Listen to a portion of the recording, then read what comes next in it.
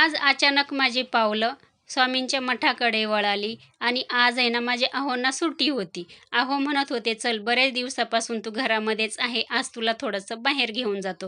गावावरून आल्यापासून मी बाहेर कुठे गेलीच नाही आणि गेल्यानंतर आहे ना, आता इथे बघू शकता दोघं पण आम्ही गेलो, ॲक्टिवावरती गेलो आणि छान मस्त रस्त्याला पण सुंदर असं दिसत होतं. थोडं शूट पण केलं. अहोंना सांगितलं, "चला मठ लागला आहे रस्त्यामध्ये, तर आपण मठामध्ये पण जाऊया दर्शनाला स्वामींच्या." छान हार वगैरे घेतला, तिथं फुलं वगैरे घेतले आणि त्याच्यानंतर आहे ना इथे मी दर्शनाला वगैरे आली. गर्दी वगैरे काहीच नव्हती आणि बरेच दिवस झाले मठामध्ये पण मी गेली नव्हती आणि आज पाऊस पण उघडा होता, तर म्हटलं चला मठामध्ये पण जाऊया. छान आम्ही दोघांनी पण दर्शन घेतलं तिथलं. चला, हार वगैरे दिला छान असा तिथे स्वामींना आणि त्याच्यानंतर आहे ना मी मस्त असं छान स्वामींना मुजरा केला. जे माझ्या मनात होतं ते मी तिथे बोलली आणि खरंच मी खूप दिवसाची आजारी होती. मी स्वामींमुळं सगळ्या गोष्टी माझ्या ठीक झालेल्या आहे. स्वामींनीच मला बरं केलेलं आहे.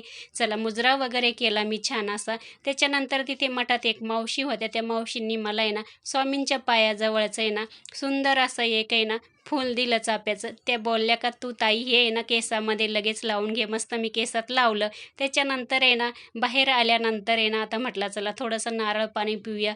नारळ पाणी पिली मस्त, त्याच्यात मलाई वगैरे होती ती पण खाल्ली आणि त्याच्यानंतर आहे ना काही फळं वगैरे पण घ्यायची होती. आता इथे आहे ना डाळिंब आणि पपई आणि त्याच्यानंतर केळी वगैरे पण घेतल्या. जरा बाहेर वगैरे बसलो तिकडं मोकळ्या हवेमध्ये. नंतर आहे ना हे बघा मी घरी आली. घरी आल्यानंतर आहे ना माझे छोटेसे आहे ना कॅट आहे ना वाटच बघत होते. चला इथेच एंड करते. बाय.